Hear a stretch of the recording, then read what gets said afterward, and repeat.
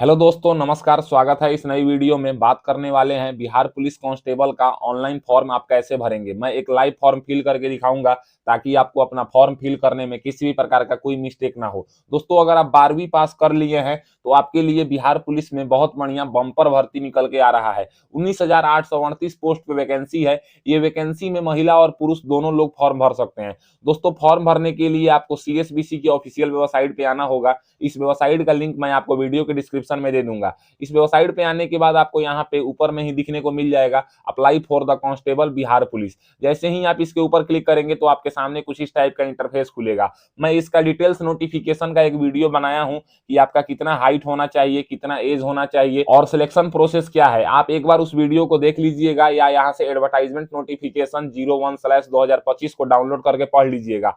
आप सबसे पहले यहाँ पे लेफ्ट साइड में स्टेप 1 रजिस्ट्रेशन के ऊपर क्लिक करेंगे। जैसे ही आप रजिस्ट्रेशन के ऊपर क्लिक करेंगे तो यहाँ पे पूरा इसका निर्देश खुलेगा, यानी कि इंस्ट्रक्शन खुलेगा। आप इस इंस्ट्रक्शन को ऊपर हिंदी या इंग्लिश के किसी एक लैंग्वेज में पढ़ सकते हैं। और यहाँ पे नोट में बताया हुआ है कि अगर आपका 18 अप्रैल 2025 तक इंटरमीडिएट कंप्लीट हो जाता है तो आप इस फॉर्म को अप्लाई कर सकते हैं। आप इस घोषणा को टिक कीजिएगा और यहाँ पे proceed to registration and payment के ऊपर क्लिक कीजिएगा।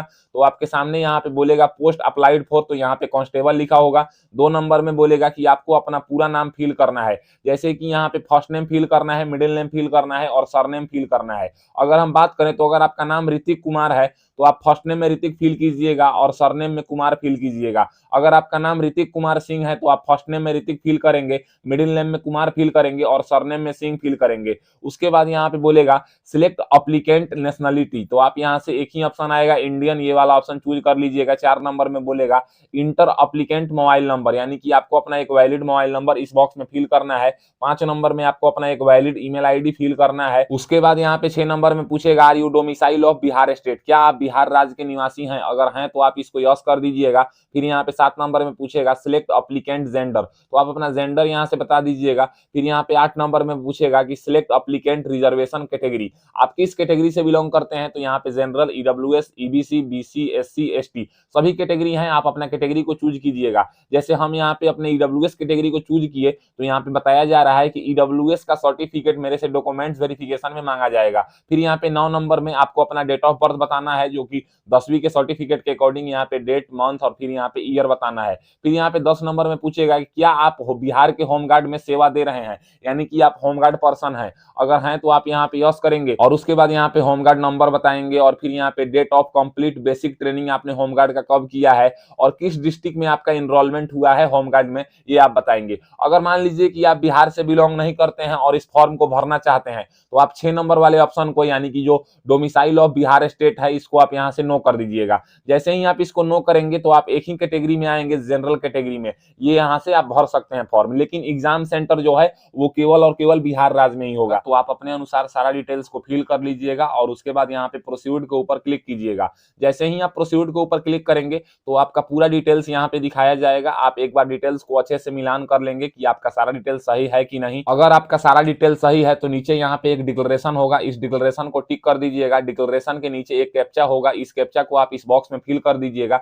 और उसके बाद आप जिस कैटेगरी से बिलोंग करते हैं उसके मुताबिक यहाँ पे एप्लीकेशन फी दिखाया जा रहा है। इस एप्लीकेशन फी को हमको पे करना होगा, तो हम यहाँ पे मेक पेमेंट के ऊपर क्लिक करेंगे। जैसे ही हम मेक पेमेंट के ऊपर क्लिक करेंगे तो बोलेगा have you verify the details, तो आप इसको ओके कर दीजिएगा। जैसे ही आप इसको ओके करेंगे फिर बोलेगा are you sure, do you want to submit the details, तो आप इसको ओके कर दीजिएगा। अब जैसे ही आप इसको ओके करेंगे तो आपके सामने यहाँ पे पेमेंट्स का डिटेल्स खुलेगा। इस पेमेंट्स के डिटेल्स में बहुत सारा ऑप्शन है, जिसमें यहाँ पे सबसे आसान मेथड है मेरे लिए यूपीआई, तो हम यहाँ पे यूपीआई को चूज करेंगे और उसके बाद यूपीआई क्यूआर के ऊपर क्लिक करेंगे और यहाँ पे जो है ना हम पे नाउ के ऊपर क्लिक करेंगे। जैसे ही हम पे नाउ के ऊपर क्लिक करेंगे हमारे सामने एक क्यूआर कोड जनरेट होकर आएगा। इस क्यूआर कोड को हम अपने मोबाइल बैंकिंग ऐप से स्कैन करेंगे और पैसा को पे करेंगे। पैसा को पे करते ही इस टाइप से जो है ना कंफर्मेशन आ जाएगा और यहाँ पे एक रजिस्ट्रेशन नंबर जनरेट हो जाएगा। अगर मान लीजिए कि आपका पैसा आपके खाता से कट जाता है और आपका पेमेंट सक्सेसफुल नहीं होता है तो ऊपर में आपको जो है ना यहाँ पे 6 मोबाइल नंबर देखने को मिलेगा।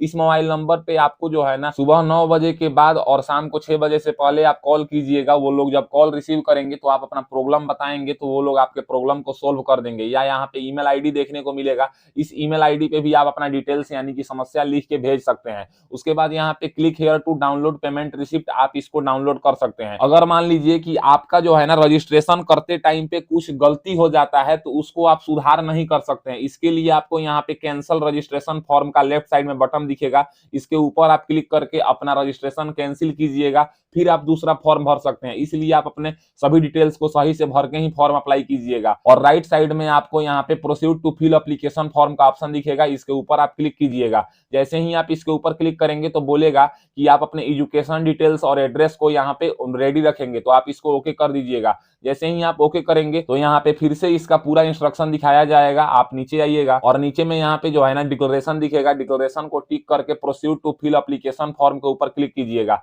जैसे ही proceed to fill application form के ऊपर क्लिक करेंगे तो जो डिटेल्स आपने रजिस्ट्रेशन करते टाइम पे भरा था वो सब ऊपर में दिखाया जाएगा। और यहाँ पे पोस्ट प्रेफरेंस 1 में पूछा जाएगा कि आप कौन से पोस्ट प्रेफरेंस को देना चाहते हैं। तो यहाँ पे 1 नंबर में आपको देखने को मिलेगा बिहार पुलिस, 2 नंबर में आपको देखने को मिलेगा बिहार विशेष सशस्त्र पुलिस। तो आप अपने अकॉर्डिंग अपना पोस्ट प्रेफरेंस दीजिएगा। बिहार पुलिस का मतलब होता है कि जो जिला पुलिस होता है, जो जिला में या थाना में ड्यूटी करता है, इसका मतलब हो गया बिहार पुलिस। और बिहार स्पेशल आर्मेड पुलिस का मतलब हो गया कि जैसे जहां पे दंगा होता है बिहार में, उसको काबू करना बिहार स्पेशल आर्मेड पुलिस का काम होता है। इन लोगों का ड्यूटी थाना में नहीं होता है।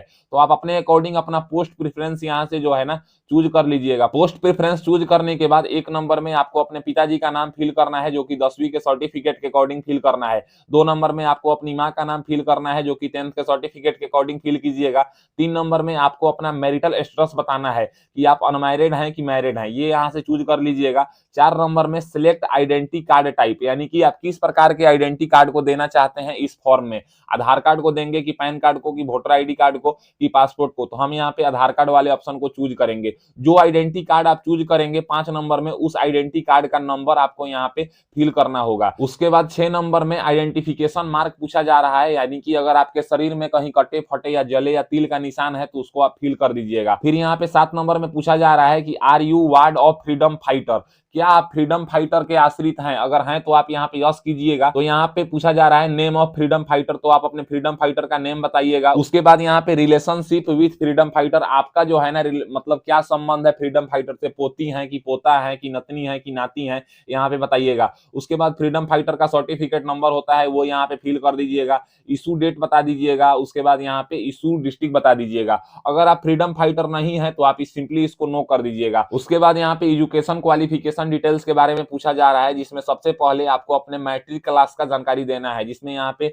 नेम ऑफ स्कूल या बोर्ड का नाम आप बताइएगा कि आप किस बोर्ड या यूनिवर्सिटी से या इंस्टीट्यूट से पढ़ाई किए हैं। उसके बाद यहाँ पे पासिंग सर्टिफिकेट नंबर या मार्कशीट का सीरियल नंबर आप यहाँ पे फिल कीजिएगा। उसके बाद सर्टिफिकेट इशू डेट या मार्कशीट इशू डेट आपके जो है ना मार्कशीट पे या सर्टिफिकेट पे होगा, तो आप वहां से चूज कर लीजिएगा। उसके बाद आपको अपने इंटरमीडिएट का जानकारी फिल करना है, तो फिर यहाँ पे इंटरमीडिएट के बोर्ड के बारे में बताइएगा। और उसके बाद यहाँ पे पासिंग सर्टिफिकेट नंबर या मार्कशीट नंबर बताइएगा और पासिंग डेट बताइएगा। ये इंटरमीडिएट का ही वैकेंसी है, तो इंटरमीडिएट का जानकारी फिल करके आप छोड़ सकते हैं। हालांकि अगर आप ग्रेजुएशन पास कर लिए हैं तो यहाँ पे ऑप्शनल में आप फिल कर सकते हैं। जैसे कि यहाँ पे ग्रेजुएशन है तो आप अपने यूनिवर्सिटी का नाम बता दीजिएगा और फिर यहाँ पे कुछ भी फिल करने की जरूरत नहीं है। उसके बाद नीचे में आपको अपना एड्रेस फिल करना है। अगर हम एड्रेस की बात करें तो यहाँ पे परमानेंट एड्रेस है। परमानेंट एड्रेस में आप यहाँ पे हाउस, फ्लैट, प्लॉट नंबर यहाँ पे फिल कर सकते हैं। उसके बाद स्ट्रीट या मोहल्ला का नाम आप फिल कर सकते हैं। फिर यहाँ पे लैंडमार्क फिल कर सकते हैं। उसके बाद यहाँ पे विलेज, टाउन का नाम फिल कर सकते हैं। फिर यहाँ पे आप अपने पोस्ट ऑफिस का नाम फिल कर सकते हैं। उसके बाद यहाँ पे आपको अपने स्टेट का नाम बताना है, तो आप अपने स्टेट का नाम बताइएगा। फिर यहाँ पे उस स्टेट में आप किस डिस्ट्रिक्ट से बिलोंग करते हैं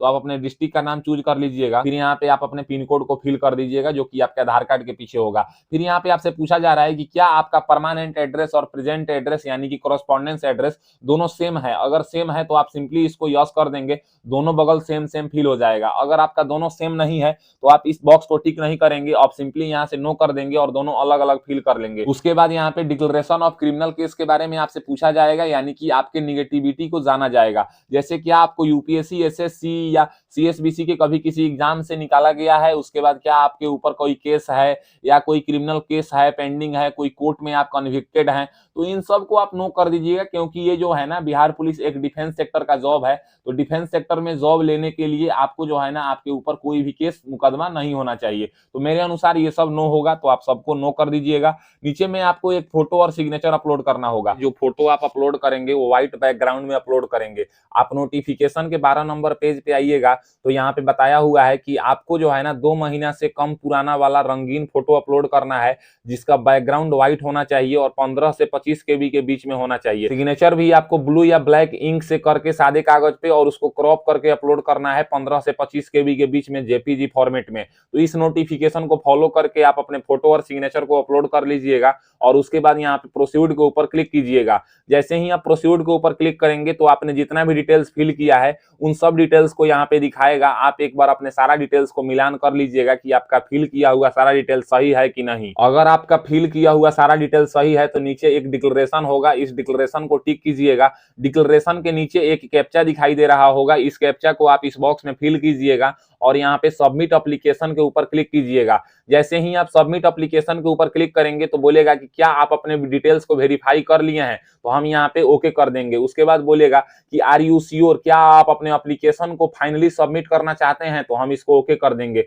अब जैसे ही आप इसको ओके करेंगे तो यहाँ पे बोलेगा the application form provisionally submitted, यानी कि मेरा एप्लीकेशन जो है ना वो सबमिट कर दिया गया है। हम यहाँ पे प्रिंट एक्नॉलेजमेंट के ऊपर क्लिक करेंगे और क्लिक करने के बाद हम अपने एप्लीकेशन फॉर्म का प्रिंट अपने पास सुरक्षित सेव रख लेंगे। तो इस तरीके से आज के इस वीडियो में आपने जाना कि बिहार पुलिस कांस्टेबल में जो 19,838 पोस्ट में न्यू रिक्रूटमेंट निकाला गया है, इसका ऑनलाइन फॉर्म आप कैसे भरेंगे। अगर मेरी दी हुई जानकारी आपको पसंद आता है तो मेरे वीडियो को लाइक कीजिए एंड ऐसे ही इंफॉर्मेटिव वीडियो के लिए मेरे चैनल को सब्सक्राइब कीजिए। जय हिंद, जय भारत।